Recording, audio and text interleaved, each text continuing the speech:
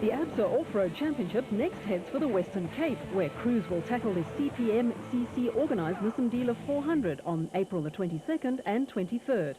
The event, which has proven to be one of the toughest on the off-road racing calendar, takes place in the Darling area, where the terrain includes mountainous sections, power-sapping sand tracks and high-speed stages through the wheat fields.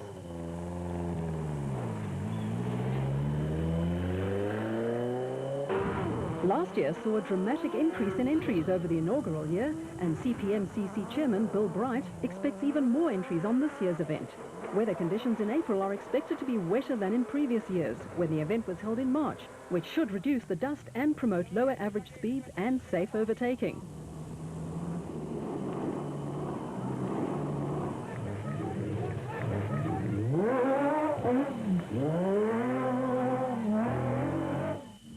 The Nissan Dealer 400 gets underway with a 42-kilometre prologue at 1 p.m. on Friday, April the 22nd, with the main event, which comprises 3 laps of a 115-kilometre course, starting at 8 a.m. on Saturday, April the 23rd.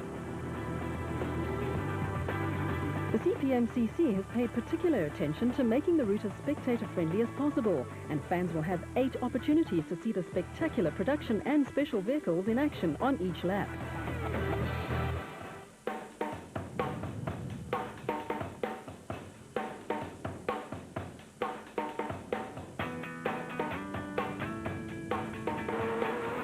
Former production vehicle champions Neil Woolridge and Kenny Schulthammer finally broke Nissan's stranglehold on the ABSA Off-Road Championship when they won a hotly contested Nissan Sugarbelt 400 in KwaZulu-Natal on Saturday. The Team Ford Racing pair qualified 3rd fastest behind proudly South African Nissan hardbody crews Alfie Cox and Ralph Pitchford. And reigning production vehicle drivers champion Hannes Krobler and Francois Jordan in Friday's 31-kilometre prologue. Cox and Pitchford, making their debut in the ex-Janelle de Villiers Class T pickup, led for the first 90 kilometres of the race before Krobler and Jordan slipped by. And they would be later relegated to 3rd when they couldn't get the Nissan started at a D control because of a faulty battery. Well, we got to the D control and then it wouldn't start. Nobody can help us, so we had to push it sort of like on an uphill. We managed to get it to the D road, got it started, and then just about 20 k's from here, there's a very sharp uphill hairpin right, and it stalled again, and we were stuck. We've been there for, I don't know, 10 or 15 minutes trying to push the car to get it back down the track to start it. So other than that, it's been going really good. Woolridge and Schulthammer piled on the pressure on the leading Nissan crew and eventually grabbed the lead when Krobler and Jordan had to stop to replace a flat wheel. The Nissan pair threw caution to the wind and set off after the leading Ford, but it's been a hard couple of months getting everything sorted out, and we've got the cars ready, and this is a hell of a hard race. It's got to be one of the hardest races that we ever do, the Sugarbelt. It's just, every year we think it can't get tougher, and they seem to make it even tougher. You know, it's just tight, it's continuous, just very, very mentally challenging and physically challenging. I mean, I've drunk 4 litres of water, and I'm dehydrated. I've got cramp in my hands and my legs, and it's a hard race, but fantastic. We brought it home, very happy. Despite making up all but 17 seconds of time lost while replacing the punctured wheel, they were unable to pass the leaders in the dust and had to settle for 2nd place. Cox and Pitchford retired when the rear prop shaft broke and damaged the gearbox cooler pump.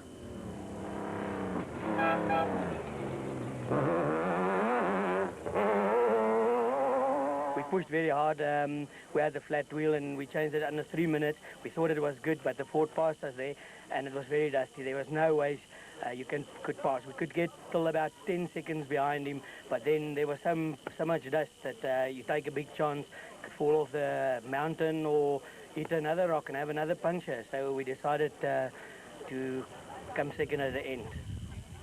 Team Ford Racing had even more cause to celebrate when Manfred Schroeder and Alec Harris brought their Ford Ranger home 3rd overall and 1st in Class D. Yesterday we used some re-grooved tyres because we thought it was going to be wet.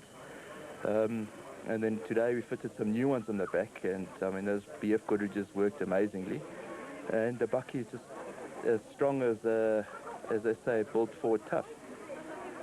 Yeah, no, very happy. Haven't had a class win for I think a year and a half now, so it's way overdue for us to win our class at last. Father and son Cliff and Louis Weigelt in the Bosel N1 4x4 Toyota V6 were later disqualified for a technical infringement.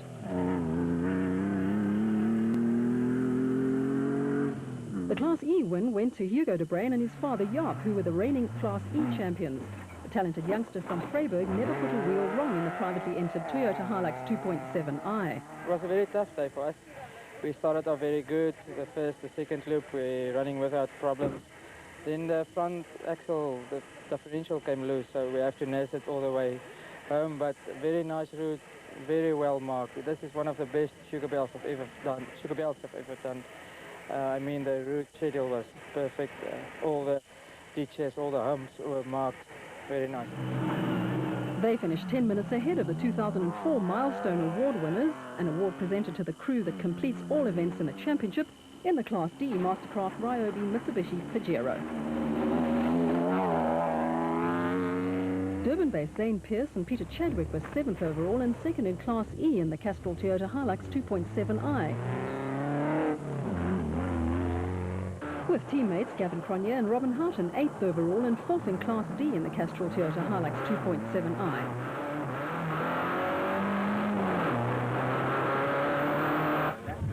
Runners-up in the 2004 Class D Championship, Mark Cronje and Chris Birkin were challenging for the Class D lead and a podium finish when an encounter with a tree resulted in the steering idler arm breaking on their Castrol Toyota Hilux 2.7i, which forced them into retirement.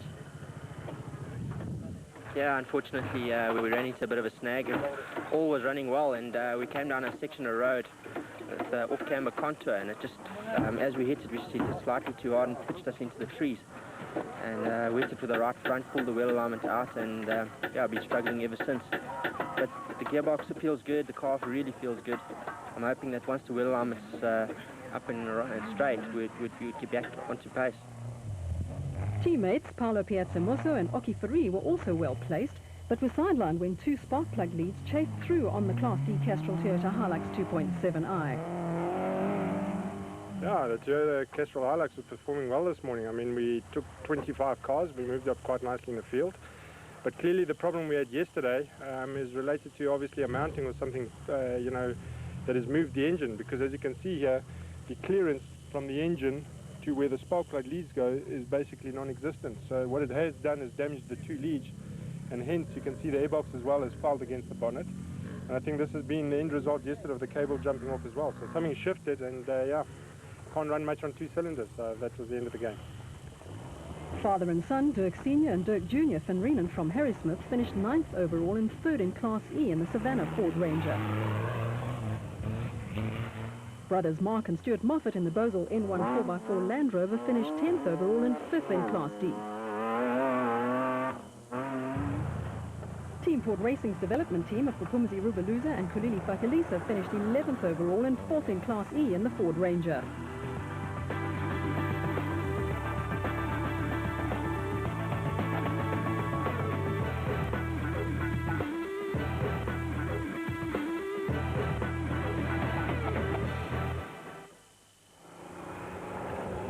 The special vehicle category was won by 2004 Mafeking 500 winners Gary Berthold and Siegfried Rousseau in the Advent South Batch, who led from start to finish in a race that decimated the special vehicle field. Come on, put your hands together for this man. Let me tell you what a fantastic 3rd position.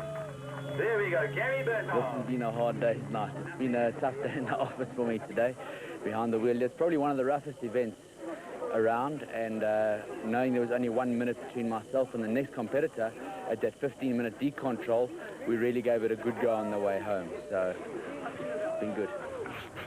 Take that, buddy. That's number 1. Off-road enduro motorcycle specialists, now turned off-road car racers, John Moore and Graham McLaughlin, maintained a steady pace to finish 2nd overall in the Connex Chenoweth. Ahead of KwaZulu-Natal pair Clint Gibson and Marcel Trethaway in the Gibson Plant Hire Batch.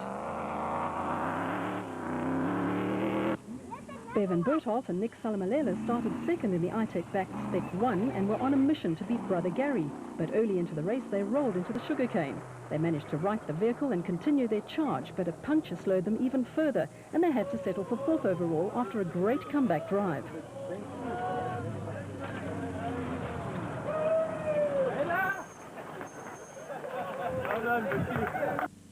The star act in the special vehicle category was former quad champion Evan Hutchison and Trevor Ormerod in the Class B motorite bat.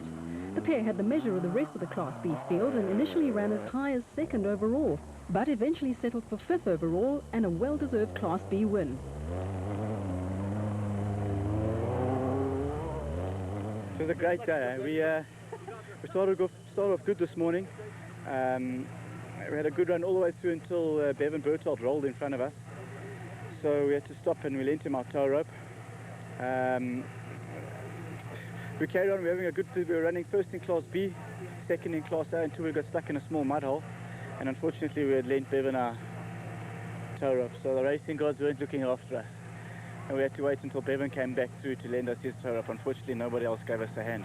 Anyway, I think we're still first in Class B and we've had a very successful day. Motorite bat performed fantastically today. And I'd just like to say thanks to all the guys at Motorite for everything they've given us, and this is the first for them. Terence Marsh and Mike Whitehouse brought the Nashua Mobile Racing Bat Spec 1 home 6th overall and 5th in Class A.